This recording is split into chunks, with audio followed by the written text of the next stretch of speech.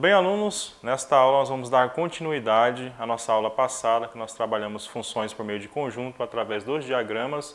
E nesta aula nós vamos colocar o domínio e a imagem no plano cartesiano. Então vem comigo para a nossa próxima aula. Então, alunos, agora nós temos aqui a continuação da nossa aula. Nós temos o conjunto domínio, que nós vimos já na aula passada, e nós temos também o contradomínio. No caso agora nós temos somente as imagens aqui. Então essa é o conjunto imagem, né? Essa resolução. Esse daqui é o conjunto domínio. Então nós temos o domínio e a imagem. Para colocar esses pontos no plano cartesiano, nós sabemos que cada elemento de x tem uma correspondência em y. Aí nós chamamos isso daqui de par ordenado. O par ordenado é dado em parênteses, tá? Onde vem o primeiro elemento, o x, e o segundo elemento, o y. E assim por diante, nós vamos formando os pares ordenados. Para nós classificarmos e nomear os pares ordenados, nós vamos colocar letras maiúsculas, tá? Pode ser a partir do A, do B e C. Essa questão de letras, vocês podem escolher a que mais se adaptar aí ao querer de vocês, tá bom? Então aqui eu vou colocar o 1 e o 3, que é meu segundo par ordenado. Vou colocar a letrinha B para identificá-los. E aqui o 2 e o 5, que é o meu terceiro par ordenado, e a letra C para identificar esse par ordenado. E meu último par ordenado, que é o 3 e o 7, também para identificar meu par ordenado, vou colocar a letrinha D. Agora, para criar o meu plano cartesiano, o que eu tenho que observar? Observar os eixos, tá? Os eixos vêm a partir dos conjuntos que eu tenho, do domínio e da imagem. Nesse primeiro caso aqui no conjunto dos elementos x, eu tenho uma reta que está disposta na horizontal. E nesse conjunto, que é a imagem, eu tenho a reta que está disposta na vertical. Então eu tenho que observar aonde essa reta vai, o limite dela, dentro dos elementos que eu tenho, tanto para valores negativos quanto para valores positivos. Por quê? Porque os valores positivos eles vão estar acima da reta horizontal para y e os valores negativos abaixo da reta horizontal. Na questão do domínio, os valores negativos estão para a esquerda e os positivos para a direita. Então a reta x é a horizontal, onde nós temos elementos positivos para a direita e elementos negativos para a esquerda. A distinção de direita e esquerda é dada a partir da intersecção dos eixos, ou seja, de x com y, horizontal com a vertical. A partir dessa intersecção eu tenho aqui a formação dos quadrantes, onde é o primeiro, segundo e terceiro e quarto quadrante. Observando x para a direita positivo, x para a esquerda negativo, y para baixo negativo e y para cima positivo. No nosso caso, nosso plano cartesiano, que nós só temos valores positivos, tanto para y quanto para x. Para me criar o plano cartesiano, eu tenho que verificar os valores que nós temos. O maior valor para y é 7, o menor é 1. Não tem um valor negativo, repetindo para vocês, então meu plano cartesiano não vai se dispor para baixo aqui. E no valor de x eu tenho o 0 até o 3, também não tenho valores negativos, ou seja, o meu plano cartesiano não tem necessidade de ir para a esquerda. Professor, é errado fazer um plano cartesiano que vai para a esquerda e vai para baixo? Não é errado, tá bom? Vocês podem fazer esse plano cartesiano da melhor forma que vocês acharem, porém, é bom vocês economizar o tempo de vocês na resolução de exercícios, tá? Então, nesse caso, eu vou fazer o plano cartesiano onde a reta x vai do 0 ao 3 e a reta y do 1 até o 7. Como que é feito? Nós já sabemos os limites, então nós temos que utilizar uma reta com medidas padronizadas, tá bom? Como assim padronizada, professor? Plano cartesiano é a intersecção de duas retas, a reta x e a reta y. Eu tenho que ter uma medida padrão para dar unidades de medida para o meu plano cartesiano. Partindo do zero, que é a origem,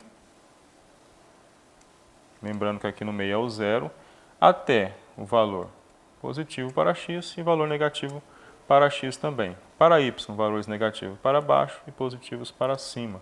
Nesse caso, eu vou usar uma unidade de medida, com a minha régua aqui, que vai ser essa. Essa unidade de medida é para uma unidade. Eu preciso, na reta x, de 3 unidades dessa. Então, eu vou contar uma unidade, 2 unidades, 3 unidades. Então, aqui eu vou ter o elemento 1, o elemento 2 e o elemento 3. Então, aqui o elemento 2 e aqui o elemento 3. Negativo eu não tenho nenhum, não tenho necessidade de colocar. Então agora eu vou fazer aí a reta Y, que vai até o 7. A mesma unidade que eu usar na reta X, eu tenho que usar lá na reta Y. Observe, essa unidade de medida aqui eu tenho que usar também na reta Y. Então eu vou fazer essa medida na reta Y, porém a reta Y vai até o valor 7 positivo. Então vamos colocar aqui os valores com a mesma medida. A questão da régua, pessoal, às vezes vai dar uma diferença pouca de uma régua que vocês têm para a outra.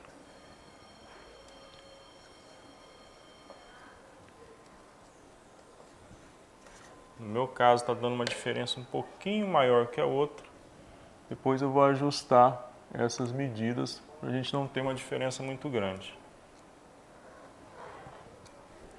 Então nós temos aqui 1, 2, 3, 4. Vamos subir um pouquinho mais a nossa reta Y. 1, 2, 3, 4, 5, 6, 7. Acho que aqui vai ser suficiente.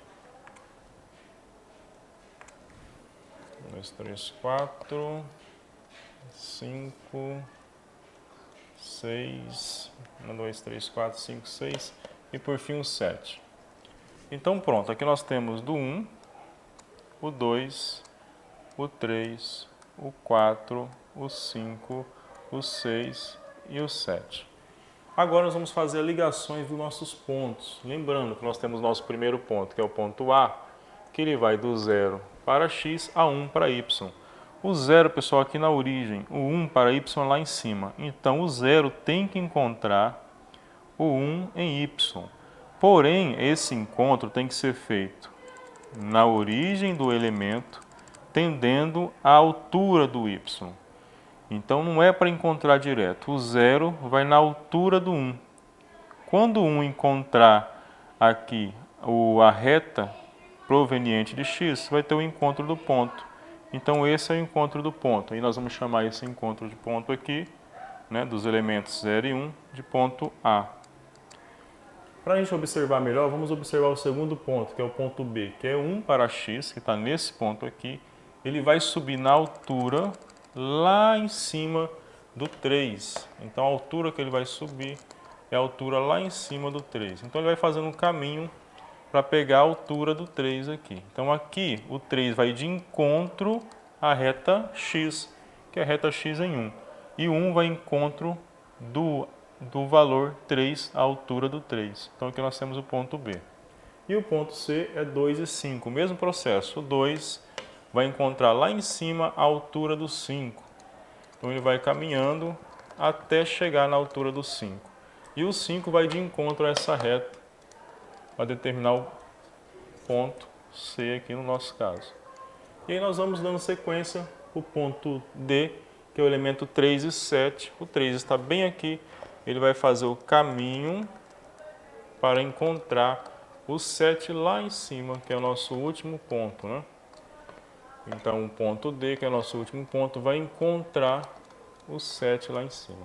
Essa altura aqui, de 3 com 7, nós chamamos aí de ponto D. Então aqui a parte é bem tranquila, nós vamos encontrar os elementos, né? Cada elemento de X encontrando a altura em Y, para nós podermos fazer o nosso plano cartesiano. Lembrando, a reta Y é a reta que nós chamamos de reta na vertical, a reta X é a reta que nós chamamos na horizontal. E depois que eu terminei de fazer esses pontos, nós vamos ligar esses pontos, tá?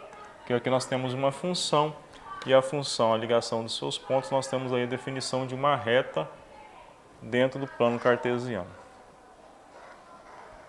Então, pessoal, estamos finalizando aí nosso gráfico, finalizando nossa aula de plano cartesiano. Então, até a próxima aula. Valeu!